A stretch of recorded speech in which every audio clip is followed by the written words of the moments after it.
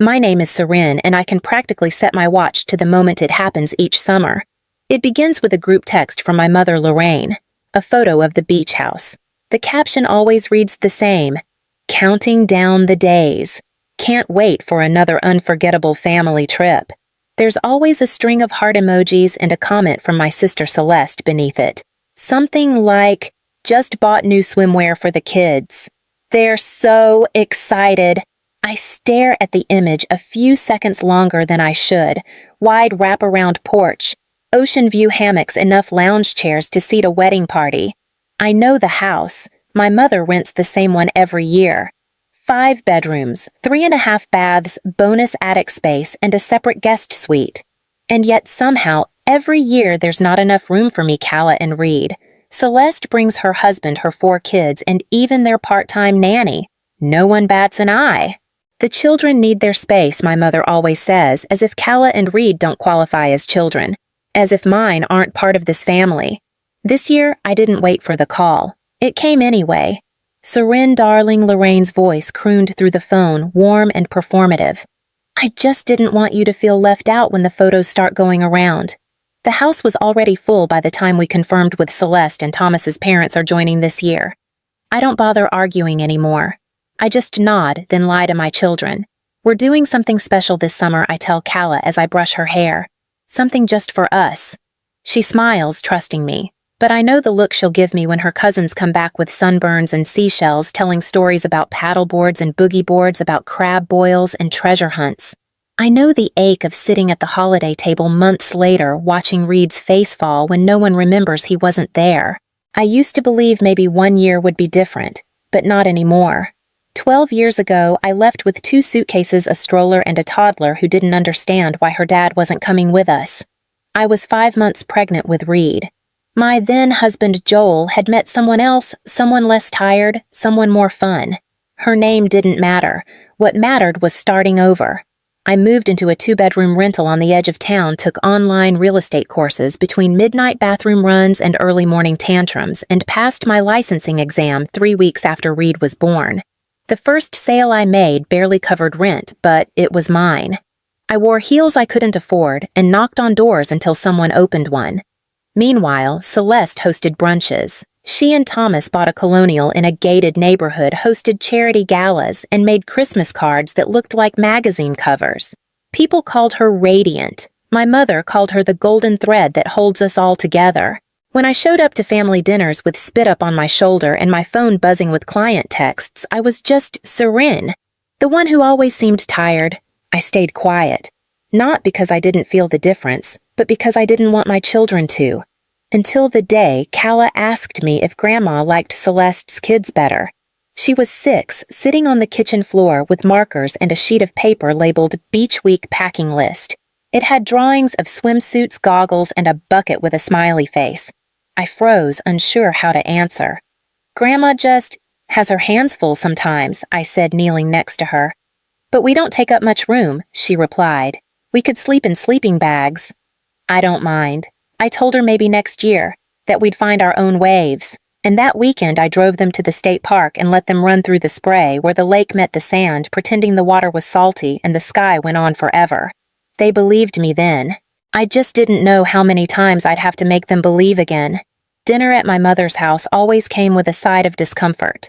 This time it was roast chicken, lemon asparagus, and subtle reminders of where I stood. Celeste sat across from me, swirling her wine like she was waiting for an audience. "We're thinking of remodeling the beach house kitchen next year," she said casually. "The rental one is just so dated. Thomas can't even make espresso properly there." Lorraine nodded thoughtfully. "You've always had such refined taste, Celeste. Not everyone notices those details." Calla reached for her glass of water. I saw the flicker in her eyes. She was old enough now to catch tone, even if she didn't have the words for it. "So, what are you and the kids up to this summer?" Celeste asked, feigning interest. "We're looking at some local places. State parks, a few festivals in town," I said evenly. Celeste offered a smile that didn't quite reach her eyes. "That's nice. Low-key. Though I guess when you don't have a real job, it's easier to be flexible, right?" The room went quiet. Even Reed looked up from his mashed potatoes. I didn't answer. I didn't argue. I took another bite and helped Owen from his chair like the conversation had ended, but something inside me hardened. Later that night, after I put the kids to bed and folded laundry on the couch, I opened my laptop. Not to scroll or answer client emails. I searched coastal investment properties near Sunset Beach. Pages loaded motels, fixer-uppers, abandoned inns. I didn't know what I was looking for, only that I was done making space where none had ever been offered. The words still rang in my ears, real job. I thought of the late nights, the early showings, the deals closed while Reed slept in the car. I didn't want to explain it anymore. I wanted to build something they couldn't ignore, and I wanted to do it without ever needing their permission. The listing didn't look like much at first. Faded photos, a dated sign that read Sea Glen Inn, and an asking price that seemed too high for something with carpet older than me. But the location was right 10 minutes from the house my mother rented every year, close enough to see the same sunsets, far enough to never need their invitation. I saved the listing. Then I opened a blank spreadsheet. During the day, I still juggled showings, closings, and school pickups, but at night, when the kids were asleep, I stayed up running numbers. I created tabs for renovation costs, projected bookings, licensing requirements. I researched zoning laws. I watched YouTube videos on boutique hospitality management. I remembered things I hadn't let myself dream about in years. I didn't tell anyone, not my coworkers, not my friends, not even Calla, who noticed I was going to bed later and drinking more coffee than usual. One evening, I sketched out a layout for a 2-bedroom suite, a bunk room for kids, built-in shelves for books and board games, a large window overlooking the ocean. I labeled it Family Suite, Calla and Reed, and highlighted the title in yellow. Just seeing their names there on something made me feel like I was building more than a business. I was building proof that we belonged. I reached out to a former client who now ran a construction company, asked for a rough estimate, then to a lender I trusted. Quietly, carefully, I began threading pieces together. There were moments of doubt, usually after midnight, staring at risk projections. But the ache of all those summers past was louder than my fear. By the end of the month, I had a full proposal. No one clapped. No one said they were proud. But I looked at that plan and saw my kids' names at the center of something that couldn't be taken away. We visited the property on a gray Saturday in February. I told the kids we were going to look at something special but didn't explain further. The parking lot was cracked, the paint on the siding curled at the corners, and the front sign hung slightly crooked. Reed scrunched his nose. "It smells old," he said, "like Grandma's attic." I smiled. It's not what it is that matters. It's what it could be. Inside, the air was cold and stale. The furniture looked like it had been picked from a garage sale 20 years ago. But when I pushed open the doors to the deck, the view stole their breath. A wide stretch of empty beach waves crashing in rhythmic bursts, a quiet horizon that didn't judge or exclude. Calla stood quietly beside me. "We get to come here," I nodded. "Not just come here. We get to make it ours." They wandered the halls with fresh eyes. Reed decided one room should be ocean-themed with murals of whales and jellyfish. Calla wanted fairy lights and a reading nook in the corner of the suite. They argued over pool feature slide or waterfall, then agreed an ice cream bar in the restaurant was non-negotiable. I took notes, every idea scribbled into my worn planner. We ended the visit sitting on the floor of what would become the family suite. No beds, no decor, just bare walls and dust, but Calla leaned her head on my shoulder and whispered, "I think it already feels like home." That night, back at our house, they drew pictures of what the resort might look like. Reed's had palm trees and a sign that said Kids Zone, no grown-ups allowed. Calla's had a curved driveway and fireworks above the rooftop deck. Their drawings went on the fridge, right next to the save-the-date magnet for Grandma's beach house trip. I chose thick cream cardstock with a watercolor print of the shoreline and had each envelope hand-addressed. Inside the invitation read, "You are warmly invited to a family weekend at Seabrook Haven, a place built for connection, laughter, and new traditions." I signed each one personally and included details about accommodations activities and a gentle note, "All expenses covered. Just bring your stories and your favorite sandals." I mailed over 24 envelopes to cousins, aunts, uncles, even relatives I hadn't seen in years because the beach house had always been too full. I sent one to my father's brother who had quietly drifted away after my parents' divorce. Another to my cousin Nathan, who once told me he stopped coming to family trips because the vibe was too tight. I didn't send one to Lorraine, or to Celeste. It wasn't spite. It was clarity. Calla found out while helping me sort RSVPs at the kitchen table. "Aren't we inviting Grandma and Aunt Celeste?" I paused, then folded an envelope slowly. "Not this time." She blinked. "But they always do the beach trips." "They do," I said gently. "And they'll have theirs this summer too. But this one's different. It's for people who haven't had a chance to come before." Calla looked down at the list of names, tracing her finger over one. "Is Cousin Elena coming?" She already said yes. Reed, who'd been building a tower from RSVP cards, looked up. "Are we going to show them the secret path to the tide pools? We can show them everything." I smiled. A week later, my inbox filled with replies. Yeses, filled with joy, surprise, even gratitude. One cousin wrote, "I can't believe you did this. Thank you for thinking of us." I printed that one and taped it beside the fridge. Right next to Reed's newest drawing, a map of the resort with a big red X over the suite labeled Family Only. The call came on a Tuesday evening, just after I'd finished reviewing paint swatches for the pool deck furniture. The kids were upstairs arguing over whose turn it was to pick a movie. My phone buzzed with Celeste's name. I considered letting it go to voicemail. I didn't. "Miranda," she said sharply, skipping any greeting. Is it true I didn't ask what she meant? I waited. "This event. This little resort thing you're doing. You're inviting everyone except your own mother and sister. Are you serious?" I stayed quiet. Emily heard from Nicole's daughter. "They're all going to stay at some fancy place you bought and you didn't even tell us. You're tearing the family apart." I took a breath, kept my voice even. "The family's been apart for a long time, Celeste. You just never noticed." "That's not fair," she snapped. "You could have come to the beach house if you'd made more of an effort. You always acted like you didn't want to be included." I let out a small laugh. I acted like I was tired of begging. There was a pause just long enough for the weight to settle. For 15 years, I said you and Mom packed up for beach vacations and told me there wasn't room. But there was room for you. Your kids, even a nanny. Just never for mine. Her voice cracked. It wasn't personal. It was exactly personal. And now that I've built something of my own, you want to talk about inclusion. She exhaled sharply, the fury shifting. "You're punishing us." "No," I said quietly. "I'm finally prioritizing us." "That's different." She didn't reply. Just the faint sound of her breathing on the other end, shallow and stunned. "I hope the kids have a great summer," I added. "Ours will be."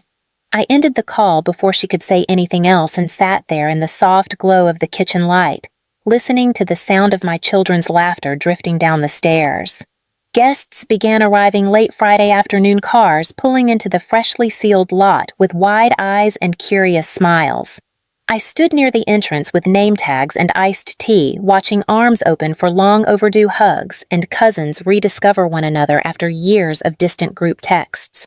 By dinner, the restaurant buzzed with stories and side jokes picked up where they'd left off laughter, echoing off reclaimed wood walls Calla had helped choose. Reed gave a proud tour of the property, pointing out the dolphin-watching deck and the snack bar menu he helped name. They called him the little manager, and he wore the title like a crown. Calla, always quieter, took her cousin Madison by the hand and led her to the family suite.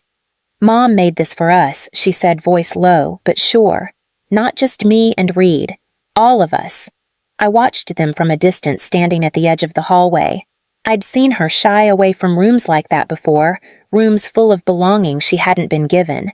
Now, she was the one opening the door. That night, we lit a bonfire on the beach. Uncle Devin strummed a guitar, someone passed out marshmallows, and Reed fell asleep in a pile of towels beside my chair. Calla rested her head on my shoulder. "They like it here," she whispered. "They love it," I said, pressing a kiss to her temple. The next morning, I passed by the front desk and found a thank you note tucked into the guest book.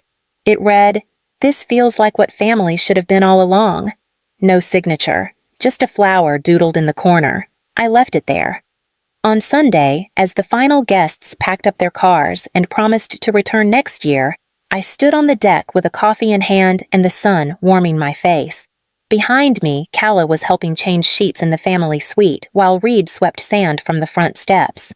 I knew the moment I saw her car clean silver, too polished for sand roads, that she hadn't come to admire the landscaping.